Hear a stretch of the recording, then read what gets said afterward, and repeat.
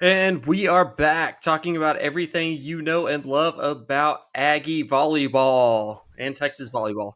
I, No, we. I I think Aggie volleyball just lost last night. I mean, Aggie volleyball loses all the time. I swear I love the sport, and honestly, it's just disappointing that since I've been a student at A&M, at least or since I was a student at A&M, like 2016 to 2019, they just like literally can't put it together. I don't get it. Texas has like great volleyball players, but for some reason we can't put a team together that just wins in general, which is what we're struggling with today in Aggie football. um, put together a great team, and for some reason we cannot win. Um, I'll just go ahead and jump right into it. Connor Weckman looks great. Yeah, I mean, in the entire time I was like, whatever happens this game, Chance is probably really happy right now. His guy is playing, his boy's playing some ball. So, but I don't know if you heard today. I heard he has the flu or something, or he's in concussion protocol. There's rumors flying all around the dark web. There's rumors about He's A&M fine. every other day, so I just ignore them until like have definitive proof, and there's Yeah, no definitive proof out there, so we'll just take that as it is. It's Thursday night right now. We're recording a little bit late, um, but as of right now, there's no definitive evidence of Connor Wegman missing the game or not, so I'm not going to make that call one way or the other. But I will say, I watched the first half live, and then the second half, I was at a concert, so I had to go back and rewatch. Um, I loved it. Connor Wegman looks great. He looks confident in the pocket. And one of the things that I thought was going to happen is happening. Connor Wegman's able to get the ball, make his reads, make a throw in a finite amount of time, and it's taking a ton of pressure off him from the offensive line just completely collapsing because they're missing three starters. Um, and the offensive line looked much better. Um, yeah, I agree. and and and my prediction would have been spot on had the defense been able to I don't know, stop a running back from putting up 209 yards on him. I know. Um, I don't know what the hell was going on. A&M kept switching back and forth between a 3-man and a 4-man front. I don't know if we just don't have enough. I mean, all season we haven't had enough personnel to run a 4-man front, but they kept switching it back and forth. So I'm like, well, I mean, are you just down so many defensive tackles that like sometimes you just like have to go into three, and then other times you can have all four on the field at once? It's a giant headache, and A&M's missing their starting linebacker, their best starting linebacker, Yeah, two, and then you're missing Antonio Johnson too. So you, who's your nickel slash? I mean, I guess you would call him a star players. What kind of like Jalen Ramsey runs? He just goes wherever he's needed. Um, and right now that would be on that that seven man front right there. You just need him to make tackles, and there's just nobody there. So A&M gets gashed on the run, and um, but I mean, I don't know, Kyle. You're used to this losing season thing by now. oh, Do I just look at the bright side? Do I look towards the future and I'm just all you can look towards the future. You can say at least all these young people are getting reps. yeah, There's all sorts of things. They're going to be an offensive coordinator next year.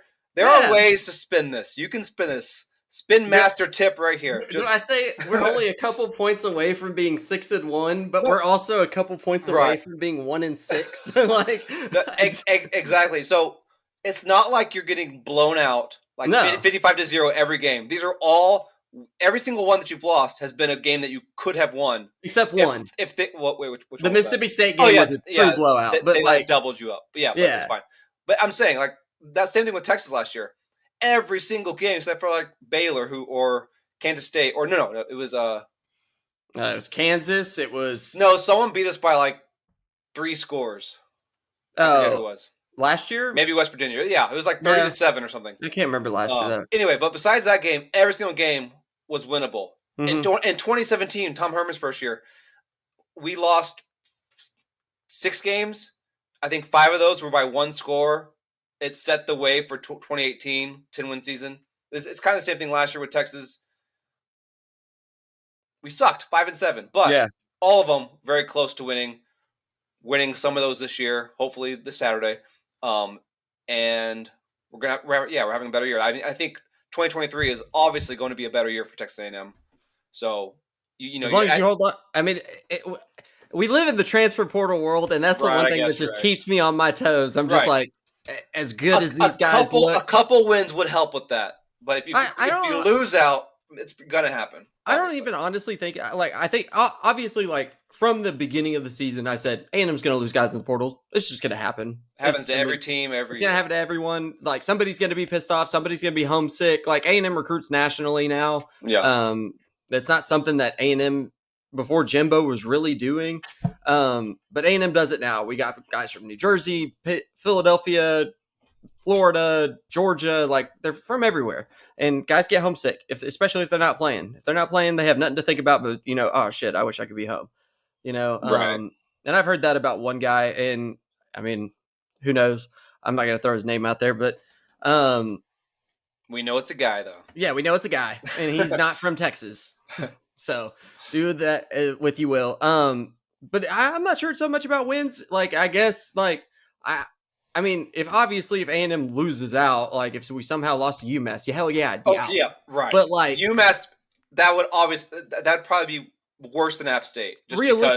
Realistically, I don't think that there's a major impact in transfer portal movement from 4-8 and 6-6. Like the 2 wins, I don't think are going to make much difference in how many guys jump ship. Right. I think what's going to make guys want to stay is like progress. And I think that's what you're seeing on offense. Defense has held their end of the bargain most of the year. I feel like injuries have really messed up that group, and that's something that they'll have to like work on. And that most of those guys are just young. Right. And you throw in lackluster offense, which makes them out there way more than they're supposed to be. So yeah. And then but now you're starting to see the offense like start to click. You're starting like Wegman got out there and really started moving the ball. And then, I mean, back in the Bama game, you saw them, they were pushing the ball more and more. Like since Bama, I think the offense has definitely progressed. Like they outplayed South Carolina. They made some mistakes, but they outplayed South Carolina. And then Ole Miss, like I really thought Connor Wegman looked like the guy. Like that's the guy who I want playing quarterback next year. And him and Evan Stewart's connection. Oh my God! Did you see that throw into the corner? That one-handed catch? Yeah, Jesus, ridiculous. And Evan Stewart's now up to number 6 in the SEC in receiving yards as a freshman. Just give me that connection next year, all year. Evan Stewart, Donovan Green, Muhammad, and Connor Wegman, and those 3 I can work with, especially if you get, I don't know, A-Chain back. Yeah, for sure. Which the rumors are afloat that A-Chain may come back for his senior year. I mean, just for his own NFL stock, obviously. Yeah. Well, I mean, he's also a track guy, so he runs track in the spring. And if he were to declare, he would not get to run track. So, and his mom apparently wants him to get his degree and keep running track. I mean, hey, if your NFL career doesn't work out, guess what? You are probably an Olympic athlete. Yeah. So, we'll hold out hope for that. But that's all I really got to say. I mean, I guess I could go off on a tangent about Lane Kiffin being a dickhead, but I think we've all known that forever. Yes, everyone knows.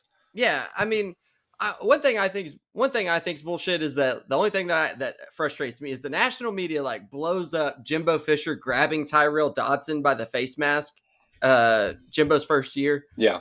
In the Arkansas game, Dodson's like going up into some of the Arkansas players' faces, and he's talking shit, running his mouth, and they're about to fight. Yeah. And Jimbo grabs him by the face mask and tells him, "You can't do that. Like, get your shit together." Which is like what a coach should do. I've seen every coach in the world do that. I've had that shit done to me. Like, what the hell are you doing? Where are you at? And like, where's your head? Like, obviously it's up your ass. Like, but like, Jimbo got 1,000 different national media guys like all up his ass about that, and I'm just like, it's just so freaking soft. And then Lane Kiffin literally on his own sideline looking at our players for doing something that his players do all the time. Like, go back and watch the Tennessee game from last year. Go watch the Mississippi State game from last year. Go watch the Auburn game from this year. Lane tells his players to take a dive on the deck all the time just to slow down the offense. Right. And I mean, it may have been happening with A&M, I guess. Yeah, shit. I mean, like dude, you- it doesn't even matter. it happens. You have But 5 to, losses. Just do what you can to get. but to a sit win. there and look at an 18-year-old and be like, just lay down, you little bitch. I'm like, yeah, bro, you're a coach. Like, you right. can't be like saying that to like an 18-year-old kid who's a freshman in his like I don't know. I just think it's so out of pocket, and like not a peep has been said about it. Yeah, I think a video went like half viral, and then that was it. Yeah, That's all I heard about yeah. it. I did. I just It I was don't know. weak. That's the only thing that like really frustrates me. That is just like I don't know. Lane gets away with whatever he wants, but Lane wants to cry about everything in the world when it comes to Jimbo because Nick Saban has already said that his favorite child was Jimbo, and it probably like just pisses off Lane. You know, he just stews in his like in his basement. And he's just like, he likes me better. I beat him. Yeah, whatever. I just can't. The thing that really pisses me off is that we just couldn't beat that smug asshole. Right. And that's 2 years in a row we've lost to him. So we just gotta fucking win it next year, I guess.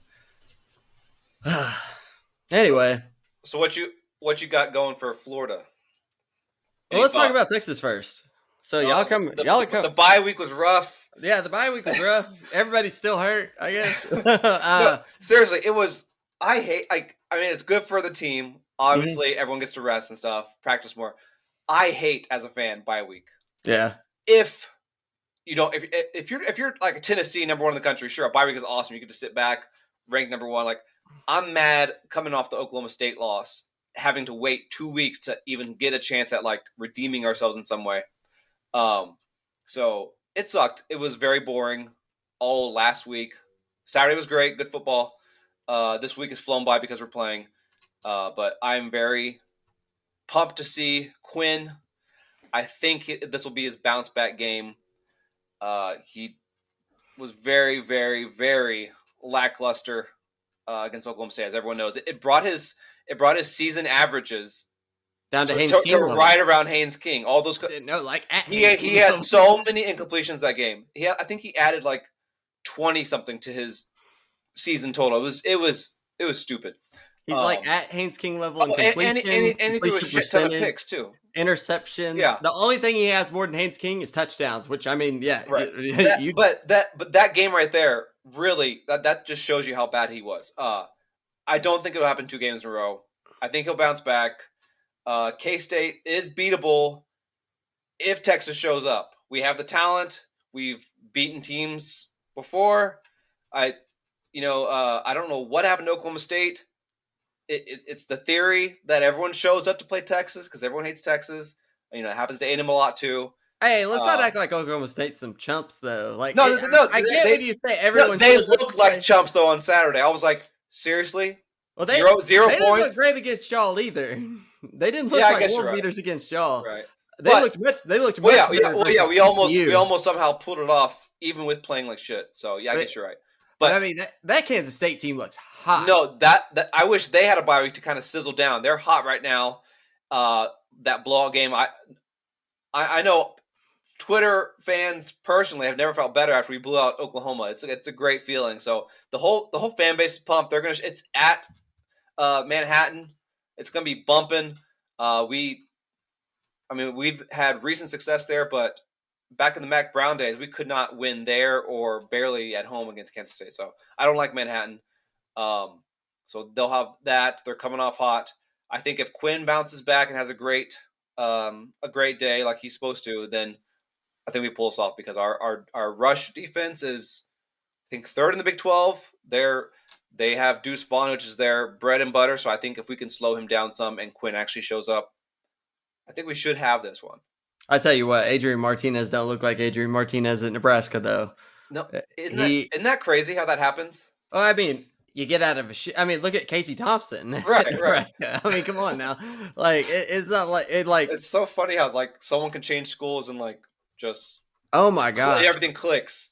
Yeah, but I mean, I get like, and Scott Frost got fired like immediately after right. Martinez leaves, and now Martinez looks like he's a great quarterback, or not great, but I mean he's serviceable, but good, and like I didn't perform like that at Nebraska, and so as a Nebraska fan, you're like, God damn it, that was our guy.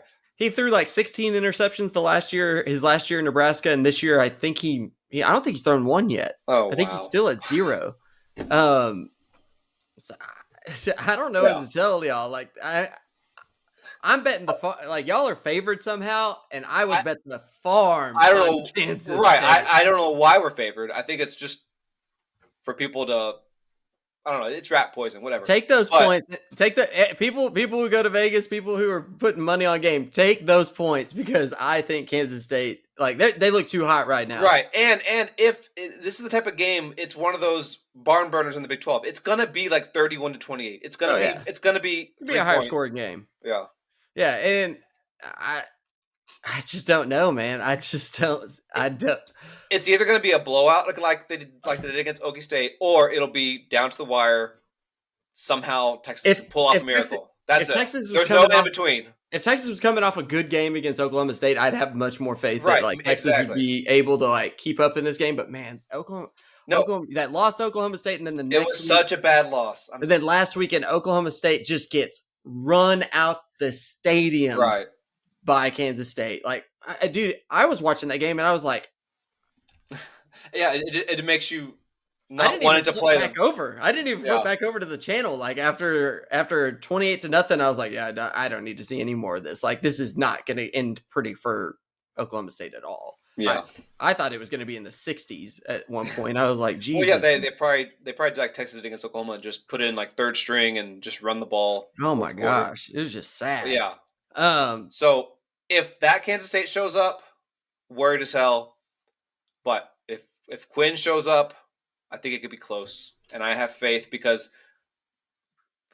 triple cross fingers, Big 12 championship game still possible. No, yeah. After this, no. So while we're fighting, 2 losses. So what? Yeah. So if we win this, we still have a chance. So I think that keeps us fighting for this game. But if we lose, it's like, who the hell cares what happens the rest of the season? TCU's still undefeated, so I mean, right. you just got to hope to land in that second spot, or TCU lose 2 games somehow. Right. I don't know how that would happen. I mean, y'all have to beat TCU. Right. It's one game at a time, Chance. I just want to win this one just so that keeps it alive. Because once it's dead, my soul will be dead for the season. So I've been saying it like, I don't want to be in that position. Since the games have been going on, I'm like, Texas' hardest part of the schedule ain't even here yet. It's here now. So the apocalypse is upon you. We need a win bad. So hey, I hope that gets them fighting hard. I don't know what to say. Speaking of teams that need wins bad, let's talk about the fighting Texas Aggies. Because man, what would you do for a win?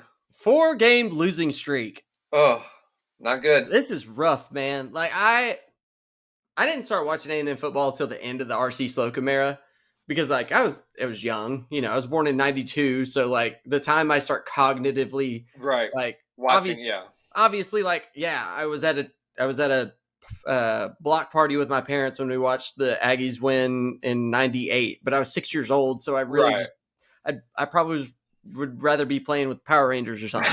You know, like I mean, who wouldn't want to play with the Pink Ranger? But that's beside the point. God.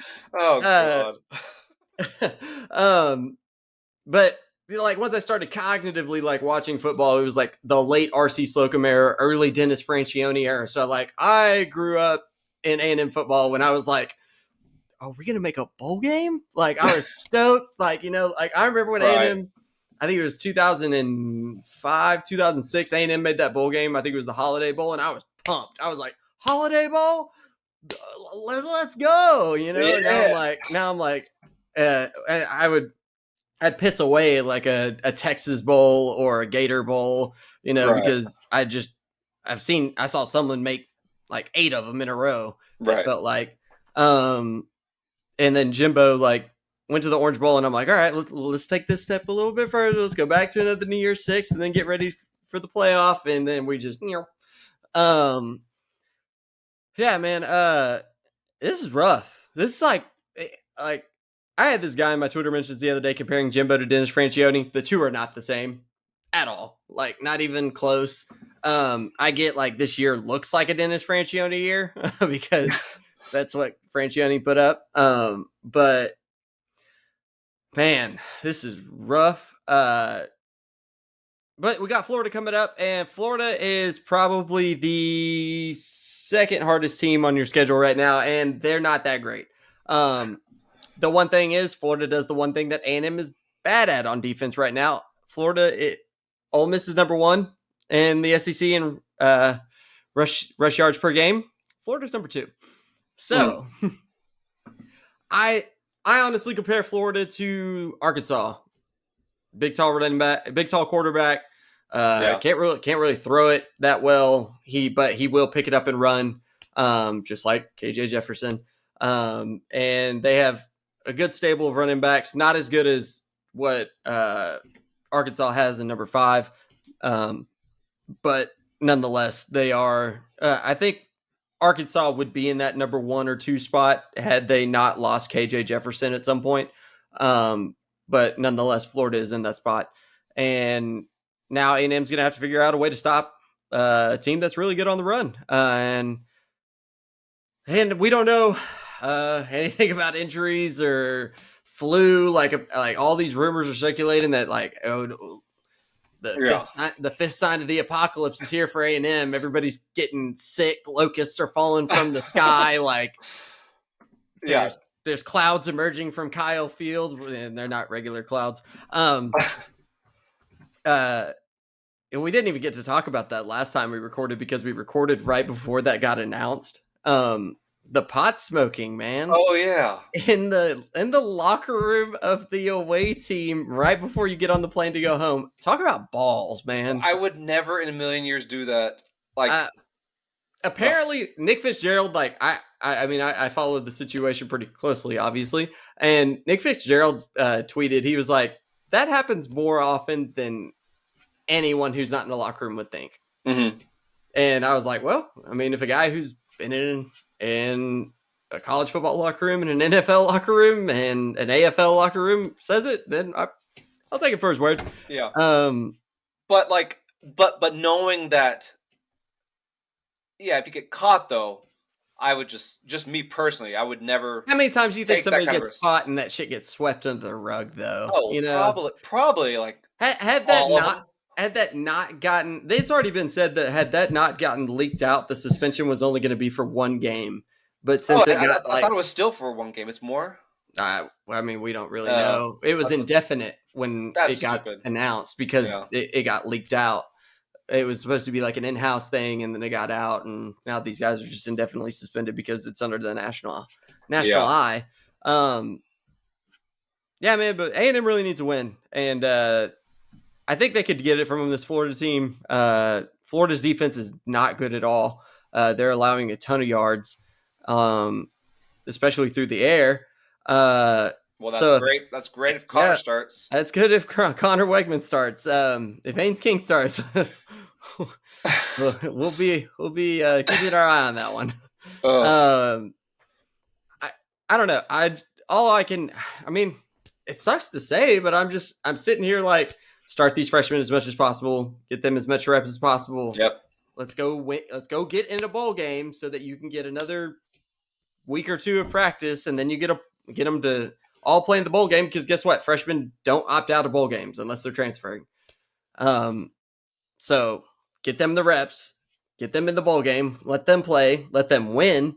I mean, that's what these great teams have done. I mean, look at Tennessee from last year. Tennessee went 7-6 and lost that heartbreak of a bowl game to Purdue. Yeah. And they come out this year and they have the guys at the end of the year last year where you're like, Tennessee's got guys. They got Hendon Hooker. They got this Hyatt kid.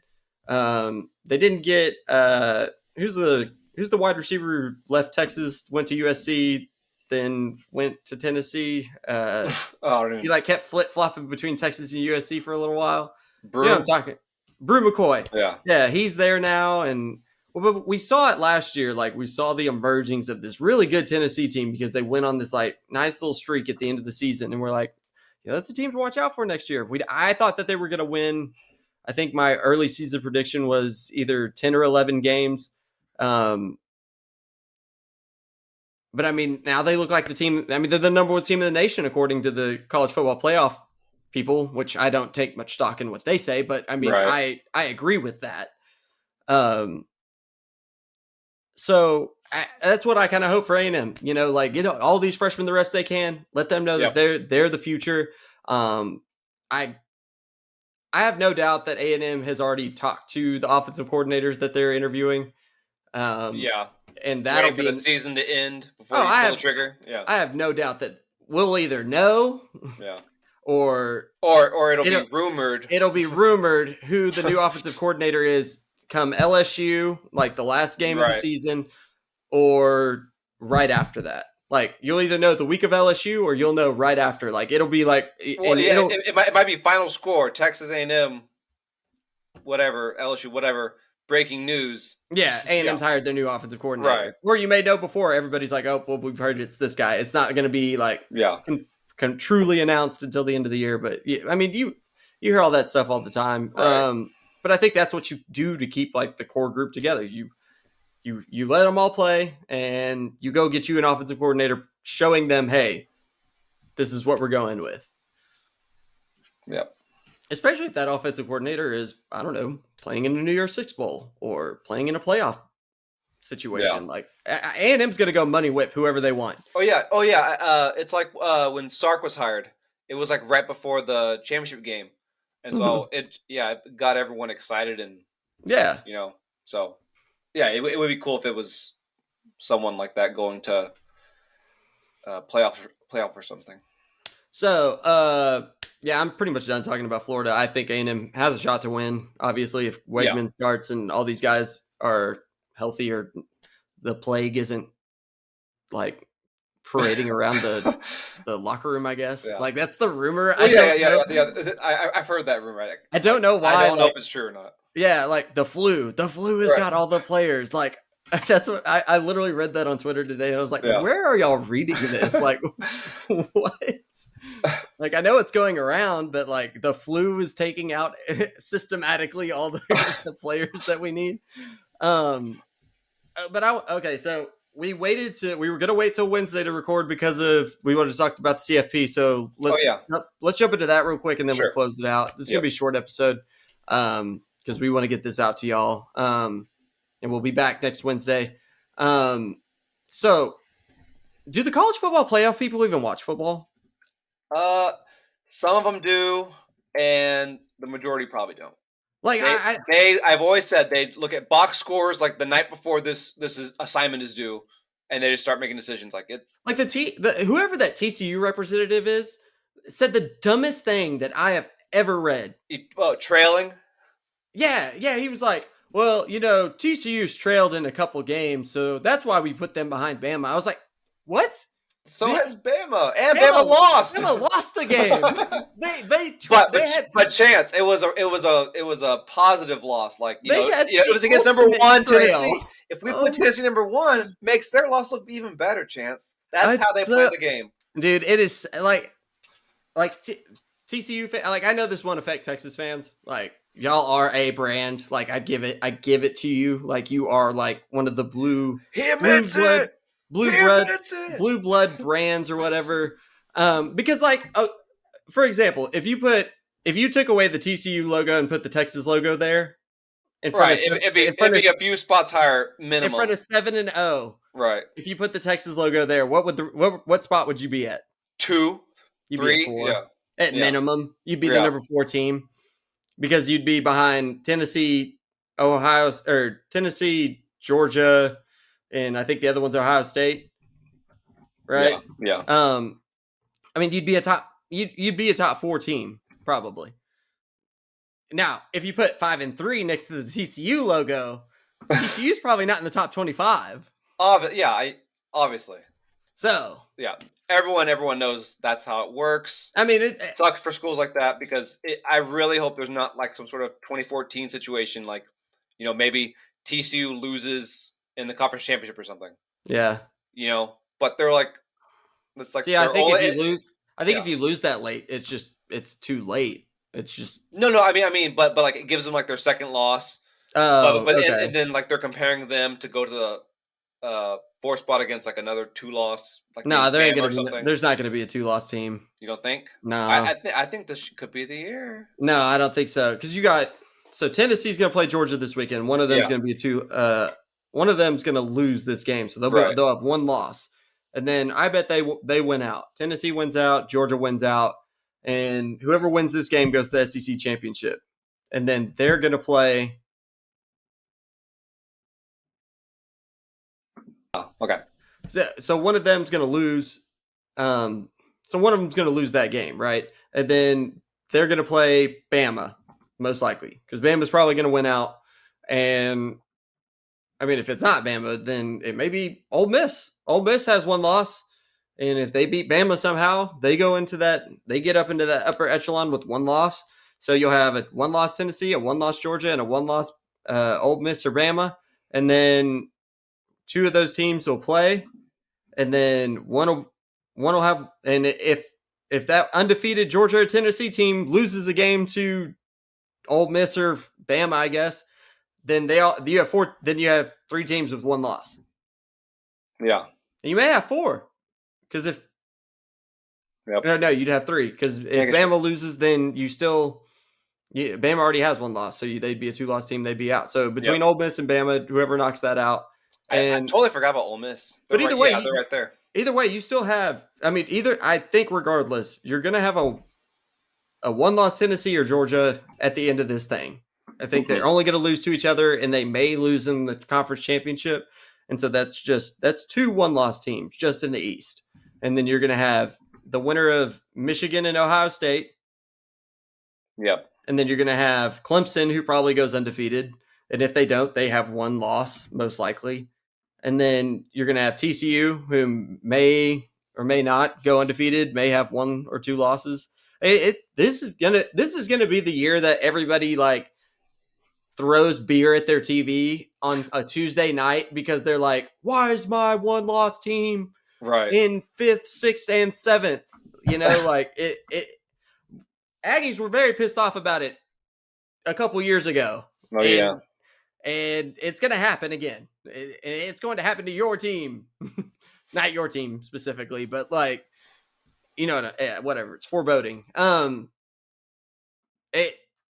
think this year is going to be super interesting when it comes to the college football playoff. And I think this is the year that kind of like, I hope it is the year that nudges us closer to that expanded playoff. Yeah.